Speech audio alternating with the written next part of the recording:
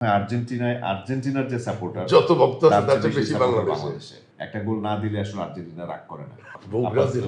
হ্যাঁ, আমার মনে হয় 2-1 গোলে আর্জেন্টিনা জিতবে। ফুটবল আমার অনেক পছন্দের খেলা ছিল। পুরো ওয়ার্ল্ড কাপ জুড়ে আমার ঘুমের একদম খুব 12টা বাজে গেছে।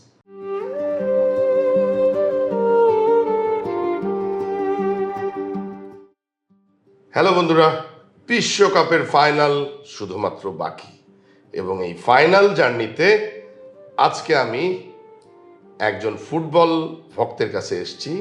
তিনি কোনো সাধারণ মানুষ নয়, তিনি আমাদের খুব প্রিয় একজন অভিনেতা, প্রিয় সহকর্মী নীরব ভাই।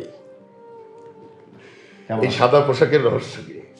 না, আমার কাছে এটা তো ফ্রাইডে আজকে, সো ফ্রাইডের কারণে যেহেতু শুক্রবারে সবাই নামাজ পড়েছি, এই জায়গা থেকে মনে হলো যে মানে সারাদিন অল ডে লং, মানে শুধু পাঞ্জাবি নামাজ পড়ার সময় না, যে আমি সারাদিনটাই পাঞ্জাবি পরে থাকতে পছন্দ করি। পবিত্র দিন, পবিত্র পোশাক। একদমই তাই। আচ্ছা নীরব ভাই, আপনি কি ফুটবল খেলা কতটা এনজয় করেন?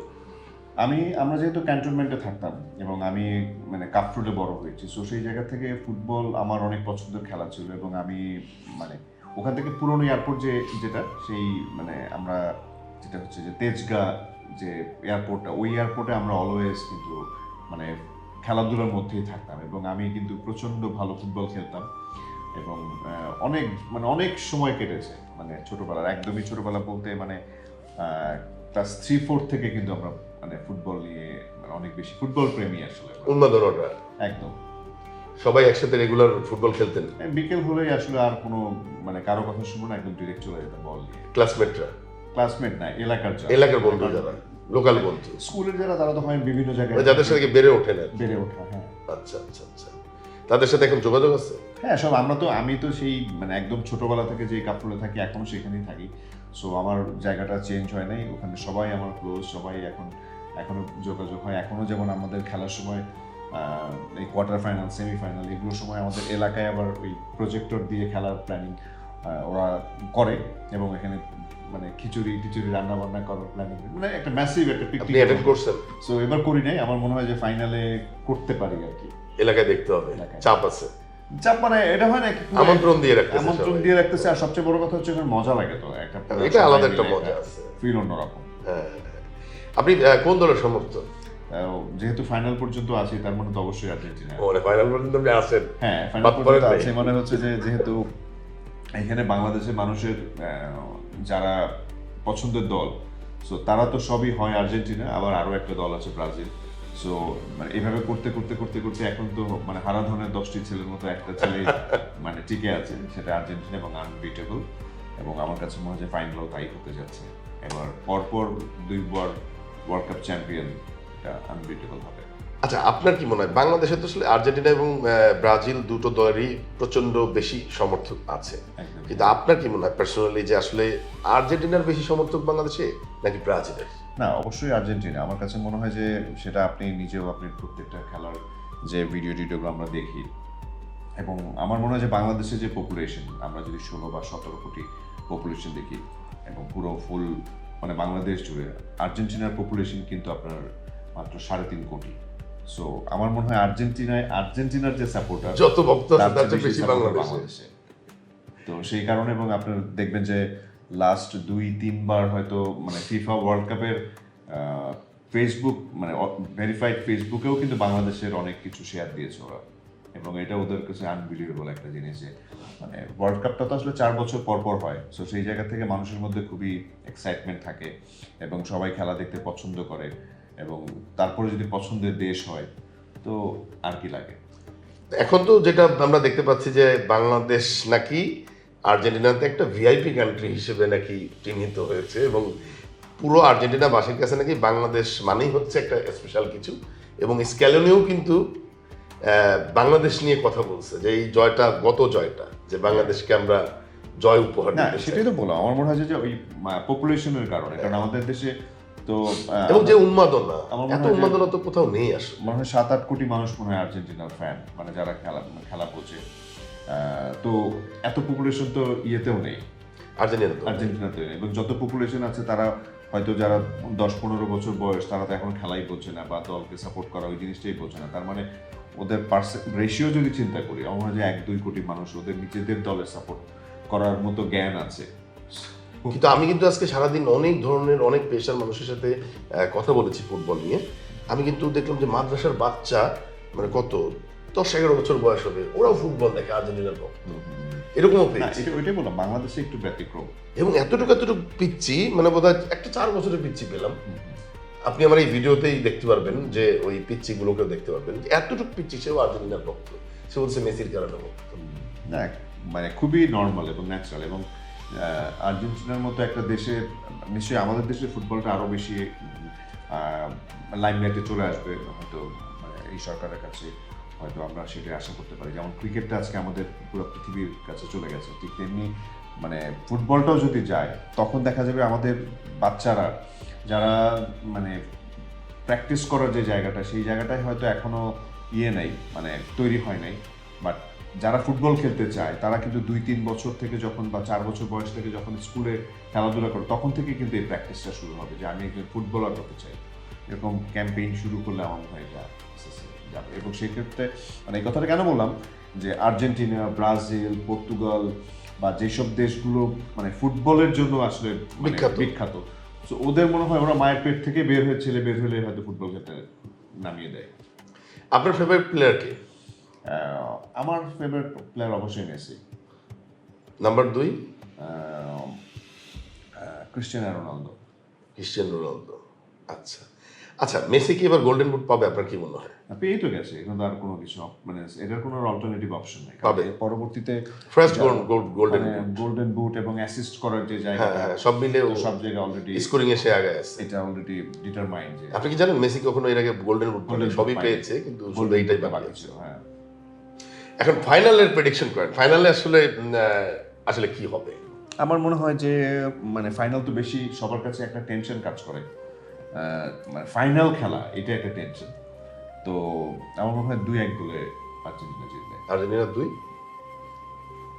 স্পেন 1। বাট আমি কিন্তু আপনার কি মনে হয় এটা গত খেলাগুলোর মধ্যে ওই শেষ 10 মিনিটে আর্জেন্টিনা জিতবে?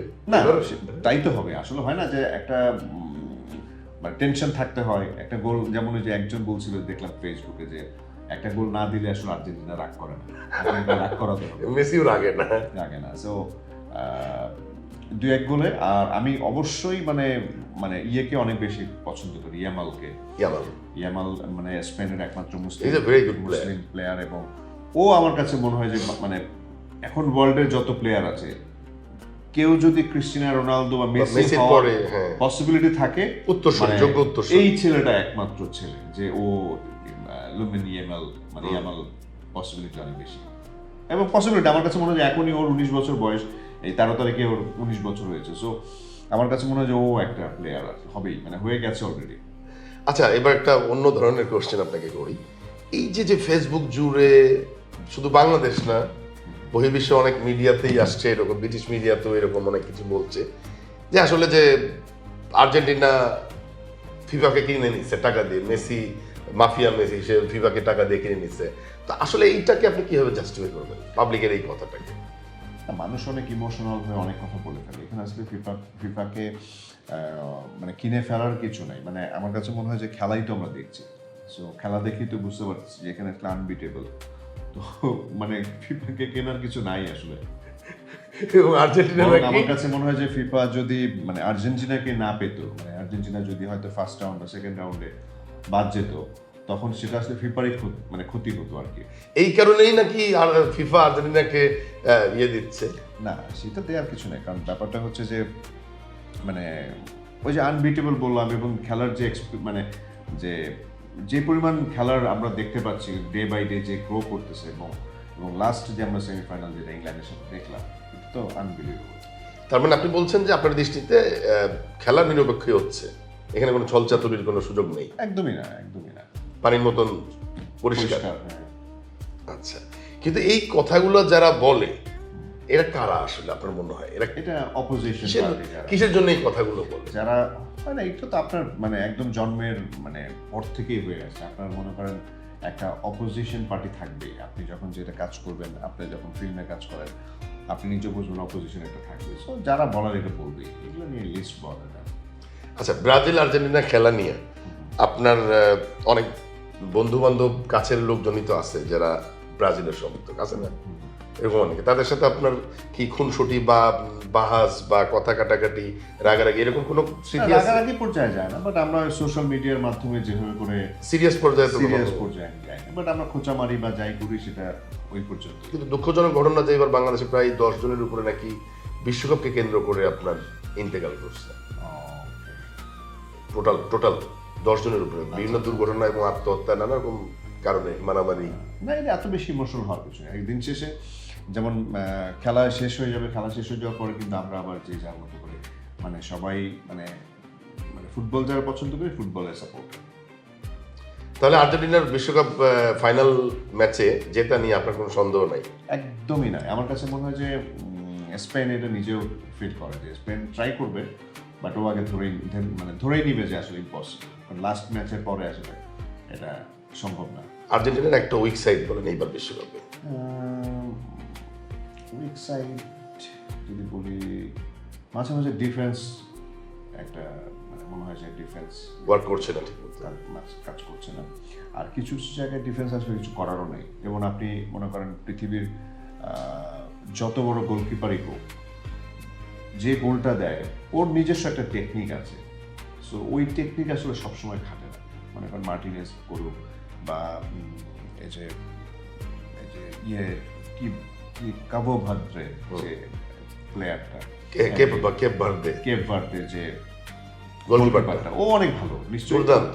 ওকে টেকনিক্যালি যদি ওকে গতবার এমিলিয়ানো মার্টিনেজ যে পারফরমেন্স করছিল ওই লেভেলের হ্যাঁ, পারফরমেন্স। তো সেটা হয় কি যে আবার জায়গা মতো গেলে ওরও কিছু করার ছিল না, তো মানে এটা নর্মাল।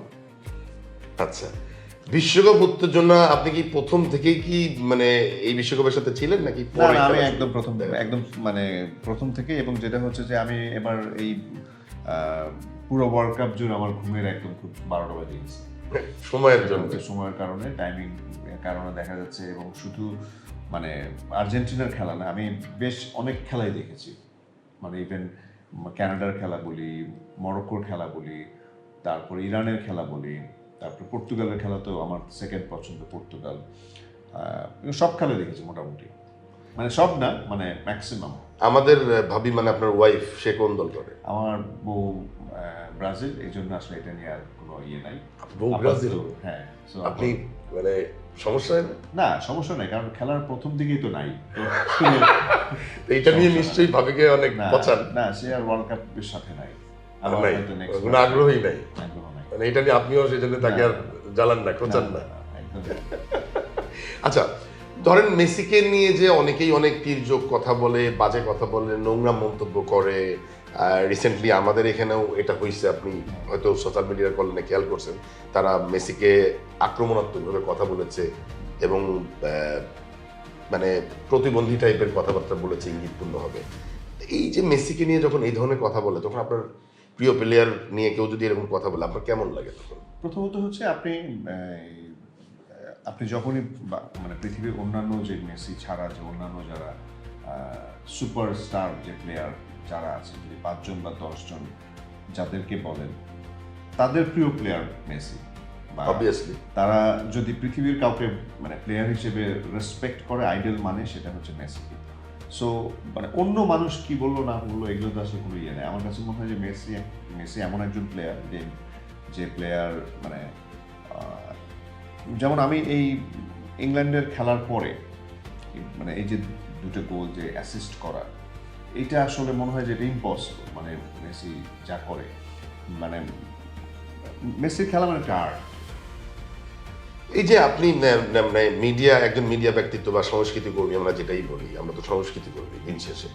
এই সংস্কৃতি কর্মী কি একজন যে কোনো একজন সাধারণ, নট অনলি মেসি, যে কোনো একজন সাধারণ মানুষ নিয়েও কি আসলে এই ধরনের মন্তব্য করা উচিত?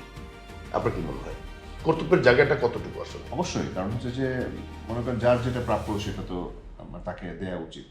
হ্যাঁ, কিন্তু এই যে নেগেটিভ কথাবার্তা বলা, প্রতিবন্ধী টাইপ, এটা কি আসলে সংস্কৃতি কর্মীর দ্বারা বলা সম্ভব? উচিত? সেটা উচিত নাই। সেটা যদি ফান হিসেবে হয় সেটা ঠিক ছিল, বাট সিরিয়াস আসলে এগুলো বলা উচিত না। কারণ দিন শেষে তো সংস্কৃতি কর্মী একটি দায়িত্ব থেকেই যায়। সেটা তো থাকেই। তার চেয়ে বড় কথা হচ্ছে যে আমরা তো জানি যে এটা মানে মেসির জন্য যেই ওয়ার্ডটা ইউজ করা হোক, আসলে সেই ওয়ার্ডের ইউজের দরকার নেই তার, মানে সে তো এরকম না আসলে। বাট মেসি মানে যেই লেভেলের প্লেয়ার আসলে ওকে নিয়ে আসলে বিশেষণ দেওয়ার মতো মানে যোগ্যতা লাগবে আমার মনে হয়। এবার আপনাকে লাস্ট একটা কোশ্চেন করি, পৃথিবীর ফুটবল ইতিহাসে 1 থেকে 5 জনের যে তালিকা যদি করি, 1 থেকে 5, সেই তালিকাতে আপনি কোন 5 জনকে রাখবেন? মানে পৃথিবীর হ্যাঁ, পৃথিবীর ফুটবল ইতিহাসে সর্বকালের। হচ্ছে মেসি, 1 নম্বর Messi, second Maradona, second Maradona, third হচ্ছে ক্যানিজিয়া, ক্যানিজিয়া, তার বাতিস্তুতা, বাতিস্তুতা, সবই তো আর্জেন্টিনা। তারপরে ক্রিস্টিয়ানো রোনালদো। ক্রিস্টিয়ানো রোনালদো, পেলে। মানে আমার 5 জন আমি আচ্ছা, আপনার পার্সোনাল চয়েস। আচ্ছা, এরপরে কোন 5 জন প্লেয়ার এদের আসলে যোগ্য উত্তরসূরি না, হতে আমার পারে? কাছে প্রথমত হাকিমি, তারপরে এই যে সালা, তারপরে ইয়ামাল তো আনবিলিভেবল, তারপরে এই তো এগুলাই আর কি। এমবাপ্পের খেলা কেমন? এমবাপ্পে, হ্যাঁ। ইয়ামাল এবং এমবাপ্পে এই দুজনের ভেতরে কাকে এগিয়ে রাখবেন? না, এখন তো এমবাপ্পের বয়সের সাথে যদি আমরা ওর যে টাইমিংটা ধরি, বাট এমবাপ্পে নিঃসন্দেহে দুর্দান্ত প্লেয়ার, বাট ইয়ামাল হয়তো আরো 2-4-5 বছর পরে ওকে আনরিচেবল। তাহলে আপনার বিশ্বকাপ জার্নির জন্য আমি শুভকামনা জানাচ্ছি। আপনার দল আর্জেন্টিনা চ্যাম্পিয়ন হোক, আপনার কথা মতো 2-1 যেন জেতে। শুভকামনা। থ্যাংক ইউ নীরব ভাই, সময় দেওয়ার জন্য।